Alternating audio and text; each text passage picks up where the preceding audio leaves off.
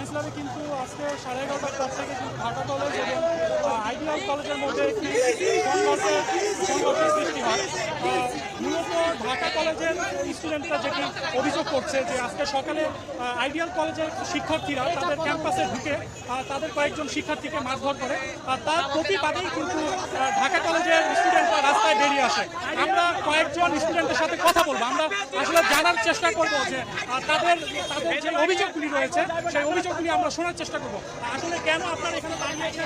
আমরা হচ্ছে ঢাকা কলেজের স্টুডেন্ট। আমরা ঢাকা কলেজের টেনিস গ্রাউন্ডে আমরা যখন টিকিট পেয়েছি তখন আইডিয়ালের স্টুডেন্টরা আমাদের ক্যাম্পাসে অ্যাটাক করতেছে, ক্যাম্পাসে এলোপাতারি টেন শুনতেছে। পরে আমরা বললাম কারা শুনতেছে, পরে আমাদের ইন্টারমিডিয়েট ছোট ভাই বলতেছে ভাই এটা আইডিয়াল স্টুডেন্ট। পরে আমরা আমাদের ক্যাম্পাস রক্ষার জন্য আমরা আমাদের এই সায়েন্স ল্যাবে আমরা অবস্থান নেই। তারপর আমাদের সিনিয়র নেতৃবৃন্দরা ঢাকা কলেজে যারা ছিল তারা তাদেরকে হাত জোর করছে যে ভাই তোমরা ঢিলাও না, তোমাদের কি হয়েছে বলো আমরা সমাধান করি। কিন্তু তারা সবাই ঢিলাইছে এবং আমাদের সিনিয়র নেতৃবৃন্দরা অনেকে আহত হয়েছে, আমি নিজেও আহত হয়েছি, আমার ছোট ভাইরা অনেকেই হসপিটালে আছে। আমরা চাই না যে সকাল থেকে রাস্তায় তার অবস্থা নিয়েছে। আমরা আরেকজনের সাথে কথা বলবো, আমরা আসলে জানার চেষ্টা করবো আসলে কি নিয়ে এই সংঘর্ষ,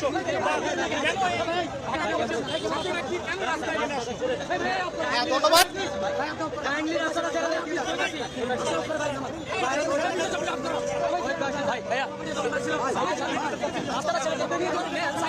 এই মুহূর্তে কিন্তু অবস্থান নিয়েছে। তারা কিন্তু আইডিয়াল কলেজের যে শিক্ষার্থী ছিল তাদেরকে কিন্তু তাদের ক্যাম্পাসের বাইরে নিয়ে যায়।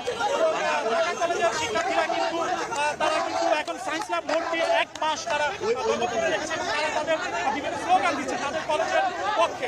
আমরা তেমনই তাদের কয়েকজনের কথা শোনার চেষ্টা করছিলাম যে আসলে কি নিয়ে এই সংঘর্ষ বা কেন তারা রাস্তায় নেমে এসেছে। তারা যেটি বলছে